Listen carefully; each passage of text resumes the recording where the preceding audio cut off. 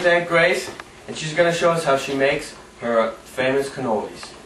Okay, this is the custard, and I made it earlier because it has to be really cold when you put it in your filling. Okay, and how do you cook it? Okay, on low until it gets very thick. You just mix all the ingredients together with a whisk? Uh-huh. No, I did it with that spatula that you had in your hand. Okay. And then after it's cooked, you add a half a teaspoon of vanilla and you set it aside. Okay, so we're getting ready to make the filling now, right? Yes. And what have we got here that's going to go into the filling? Okay, you have the gut. Here? That's your gut. This is fresh ricotta cheese, yes? 1 pound? 1 pound. And then we have 1/4 of a cup of chopped almonds, a tablespoon of chopped cherries, a tablespoon of chocolate. mini chocolate chips? Yeah. 1/4 of a cup of sugar, and a half a teaspoon of vanilla. And the custard that we made earlier that got cold. And we also have something here. What is this? Cinnamon. Chopped cinnamon. So it's the whole sticks that you take and you just kind of grind them up. Grind up the whole sticks, not really fine. No. Okay, we put the cheese in the food mill. Right. The entire thing? The whole thing. It'll go right in there. And it's gonna ground up. Then I'm gonna put this in here too. So you mill it together. Yeah, you mill this together. Now I made this early this morning. And the sugar goes in here. And a half a teaspoon of vanilla.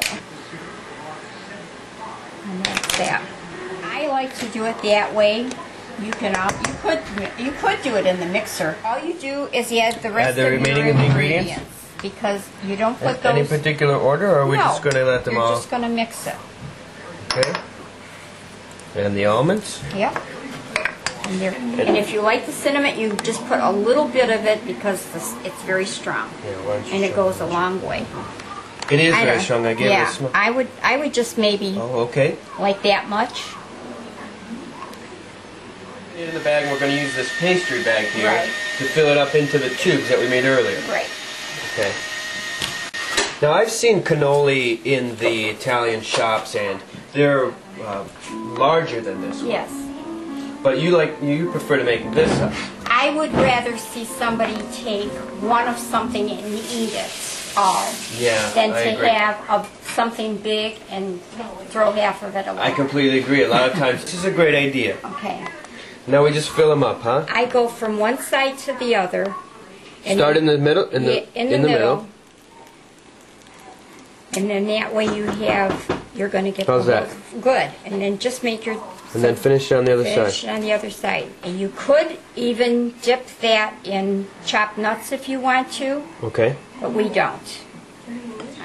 But this filling is normally only good like for maybe 2 or 3 days because then it starts separating. Right, the water will come out. Yeah, that's why I make only a pound at a time.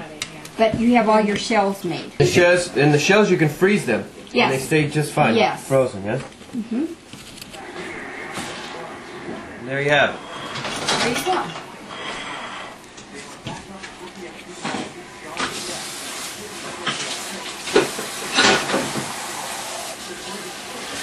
Okay, there they are. There they are, cannoli.